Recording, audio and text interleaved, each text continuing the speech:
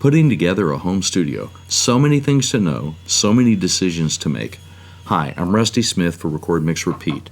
This is a video to catch you up on what's going on with the new room that Record Mix Repeat is building for the channel. I've put out 2 videos previous. The last one, we were putting up GIK sound panels, and in this video, you're going to see what's occurred in the interim, and a lot of stuff has occurred. I've moved the equipment from the old studio into the new room. I've wired the new room up, and I've gotten the room organized, and so a lot of stuff has occurred, and this is going to be informative, and hopefully if you're putting together a room, this is going to be helpful for you. Here we go. So last we left you, we had the panels up on the different walls. Here they are in all their glory, and now we're ready to move some equipment in. So the equipment in the old room was based around a custom workstation I built many years ago. It was ergonomically to my desires, and it worked really great, and I decided to keep it and put it together in the new room. So I had to take it apart in the old room and then bring it into the new room. So here it is with the surface on the floor in the new room and the support system for the surface. It's not a very pretty looking thing, but it's very functional. The wheels on the bottom are great because they allow me to move the whole workstation around very easily.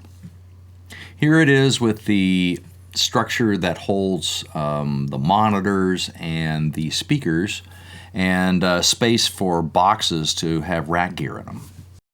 So while this workstation performed very well for a long time for me, it did have some flaws in it. Main thing being that the video monitor was too low and the speakers were too high. This resulted in me hearing things incorrectly from the speakers to a certain extent, and it also resulted in me having a lot of neck pain from having to stare at a monitor at too low of a level. So I came to the decision that I had to redesign the top structure to have the monitors and the speakers at a different level to enable me to solve those problems. So here is the design for the new structure on top of the surface. The video monitor is about 6 inches higher than it used to be. It used to sit on the surface itself. And the speakers themselves are about 6 inches lower than they used to be. The old structure had space for 16 rack units that were on the left and the right side of the structure in boxes that were 8 rack units apiece. I didn't want to lose the number of rack spaces. I still wanted 16. So what I did was I created a space underneath the video monitor that had 2 3 rack spaces,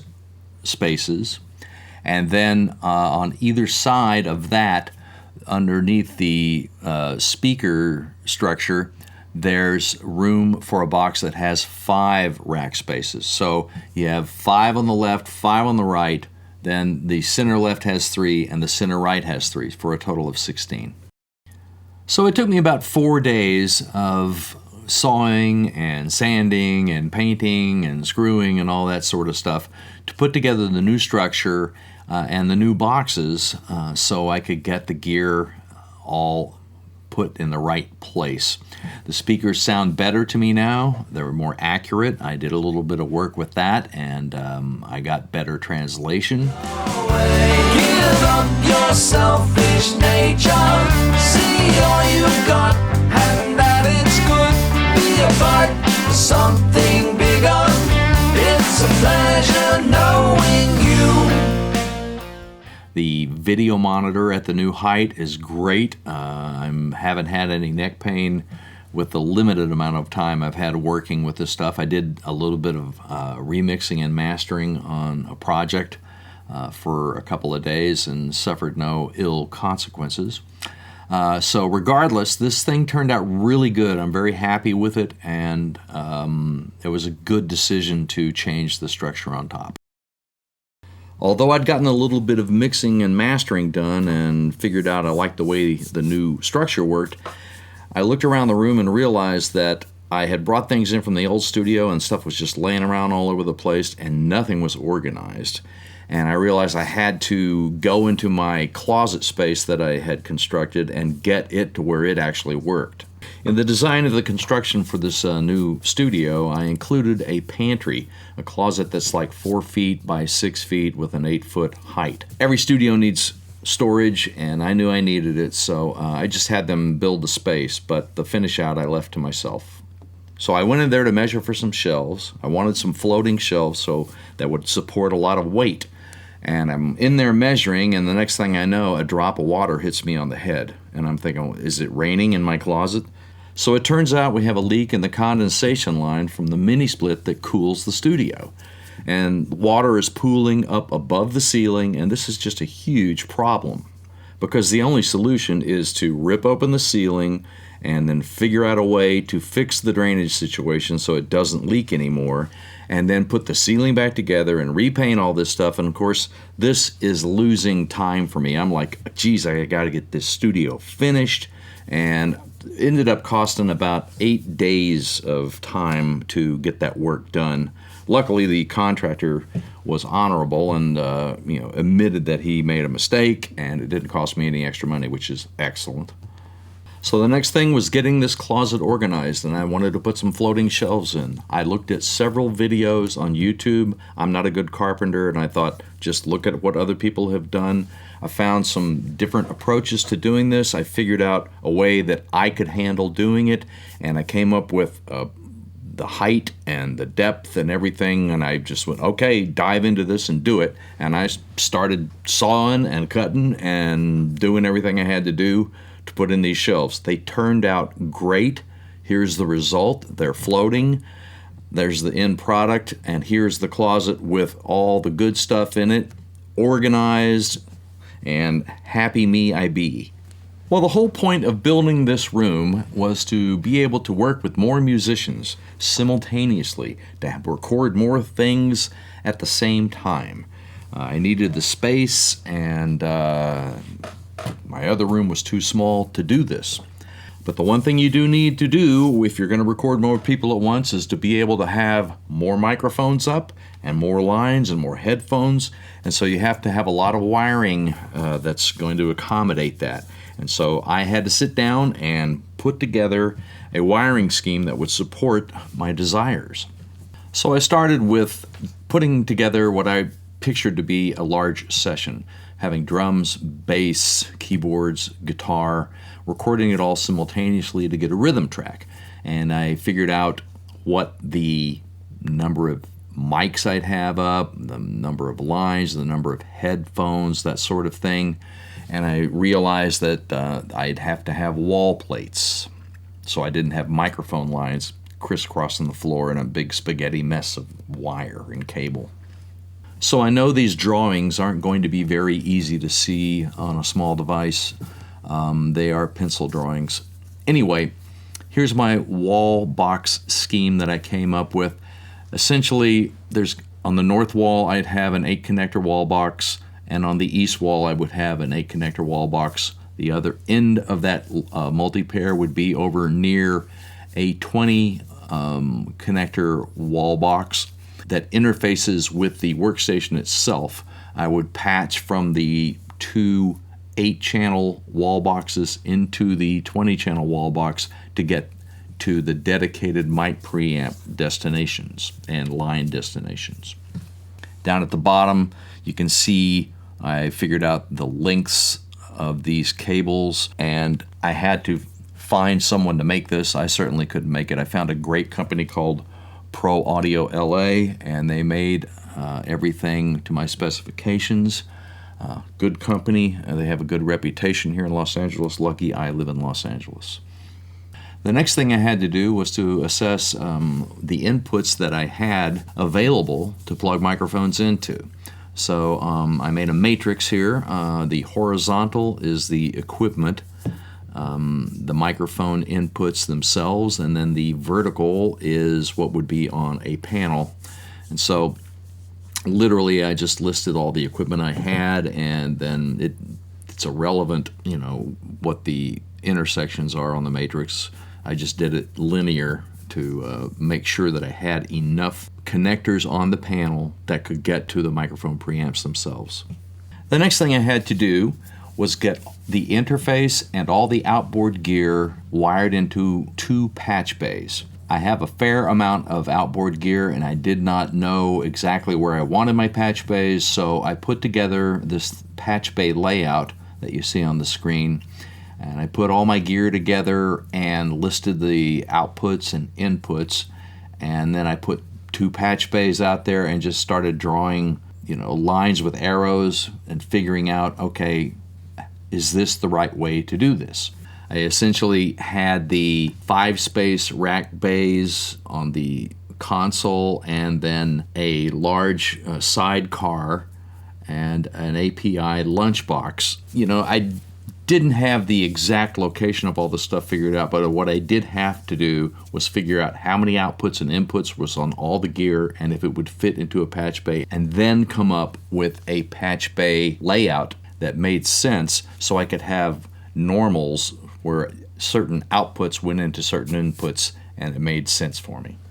Okay, so what you're looking at here is the layout of the 2 patch bays that I have in the studio. This is not exactly what I ended up with, but it's very close. The upper row of 1/4-inch jacks are outputs of gear, and the lower row of 1/4-inch jacks on each one of these bays are inputs. So on patch bay 1, what you see there, X8-1 in on the bottom, going over to X8-8 in, those are the line inputs on my Apollo X8 interface, and the 1/4-inch jacks above those inputs are the outputs of equipment and or patch points in patch bay 2. Then on the right hand side of patch bay 1, on the upper row, you see X8-1 out through X8-8 out. Those are the line outputs of the Apollo X8 interface, and those line outs are hitting gear that I want those outputs to normal to. So anything that's red is a normal connection. The signal travels from the top to the bottom unless you interrupt it by plugging something into the bottom jack. Anything that is not red is just a point, and the signal does not travel from the top to the bottom. In patch bay 2, I have those green connectors, LB1 out. That's a lunchbox output of the items that I have in a lunchbox. And then on the bottom row, you see LB4 in, LB5 in. Those are inputs that I want to have accessible. The first 3 things in the lunchbox are mic preamps, and so I didn't want to normal any inputs there because the mic lines themselves would be fed by the wires from the wall box that I mentioned earlier. So very few normals in patch bay 2. We see that the 610 out is normal to patch bay 1, 1T. And what that means, that's patch bay 1 and the first connection, the top. So if you look over at patch bay 1, you see it says patch bay 2, 13B, which is 13 bottom. And so that 610 out on patch bay 2 will make its way to the X8-1 line in without me having to patch anything.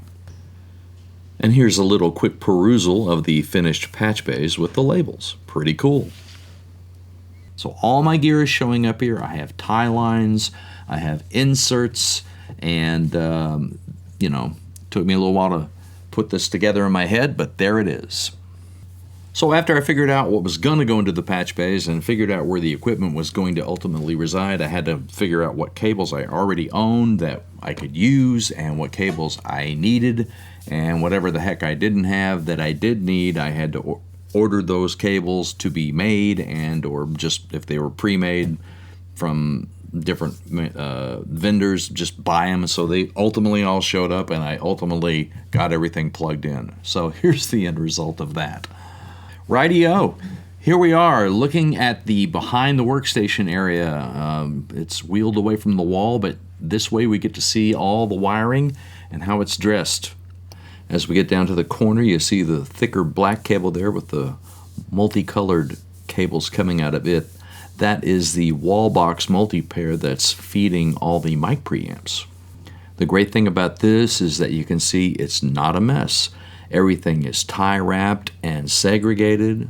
You can easily get the things, and there's no stress on any of the wires behind the station. They are tie wrapped, and there's strain relief to the point to where nothing plugging into anything has anything pulling on it.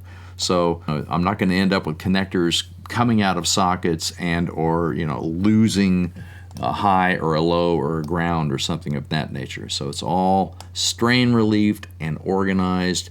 And if I need to get back there and change anything, I can wheel this workstation away from the wall easily. And the only thing that you see on the ground are 2 power cables going to the workstation.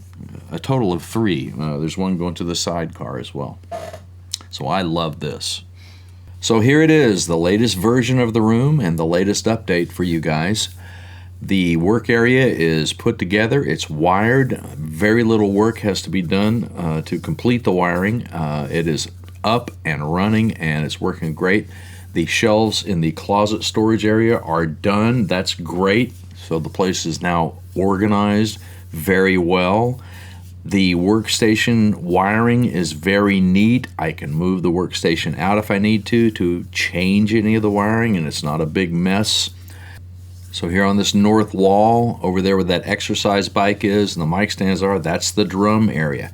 Going to be a drum kit area with some gobos. Going to be great. Here's my storage. It's just awesome. Love these shelves. All the room in the world to put all the stuff that I need. They're very strong. It's just great. So in case you didn't notice, the word being used often in that last segment was the word great. I'm very happy. Everything's turning out great. I'll say it again. It's great.